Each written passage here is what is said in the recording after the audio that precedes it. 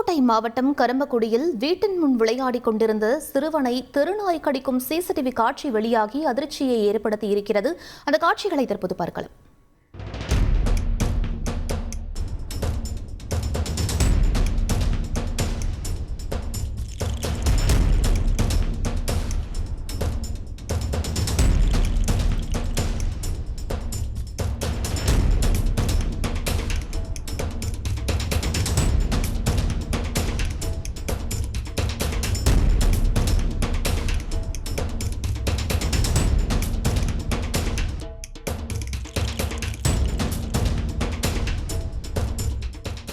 இது பற்றிய விவரங்களை செய்தியாளர் துர்கா மகேஸ்வரன் வழங்க கேட்கலாம். வணக்கம் துர்கா மகேஸ்வரன், என்ன நடந்தது? தற்போது சிறுவன் எப்படி இருக்கிறான்? வணக்கம். புதுக்கோட்டை மாவட்டம் கரம்பக்குடி பெரிய கடை வீதி பகுதியில் வசித்து வர்றவரு சுக்கூர். இவரோட 365 நாட்களும் உங்களுக்கு வருமானம் வேணுமா? இங்க ஒருத்தர் கோழி பண்ண வச்சு மாசம் 2 லட்சம் ரூபாய் சம்பாதிக்கிறாரு. எப்படின்னு தெரிஞ்சுக்க ஃப்ரீடம் ஆப்பை டவுன்லோட் பண்ணுங்க.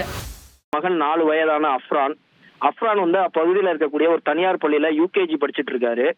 இந்த நிலையில கடந்த 2 நாட்களுக்கு முன்னாடி அவர் வீட்டுக்கு அருகில, அதாவது வீட்டுக்கு முன்னாடி அவர் விளையாண்டு இருந்ததா சொல்லப்படுது. அந்த நிலையில அந்த பகுதியில தெரிஞ்ச தெருநாய் ஒண்ணு திடீர்னு சிறுவனை வந்து துரத்தி வந்து கீழே தள்ளி அவரை வந்து வலது கன்னத்துல கடிக்கிறதா ஒரு காட்சிகள் வந்து சிசிடிவி காட்சிகள் வெளியாயிருக்கு.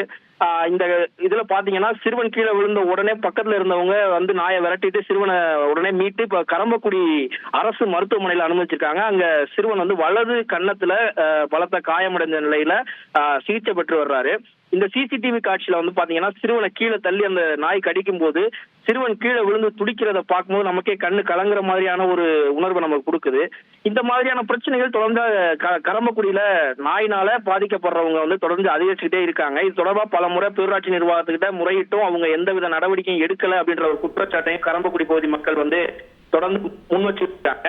இது மட்டும் இல்லாம நீங்க நம்ம மாவட்டத்தை பொறுத்தவரை புதுக்கோட்டை மாவட்டத்தில் தெருக்கள்லையும் நெடுஞ்சாலைகளையும் மாடுகள் நாய்கள் சுற்றி திரிகிறதுனால தொடர்ச்சியான விபத்துகள், குறிப்பா சொல்லணும்னா கடந்த 2 வாரங்களுக்கு முன்னாடி கூட அறந்தாங்கில சாலையில சுத்திட்டு இருந்த ஒரு மாட்டு மீத மோதி இளைஞர் ஒருவர் சம்பவத்திலே பலியானாரு.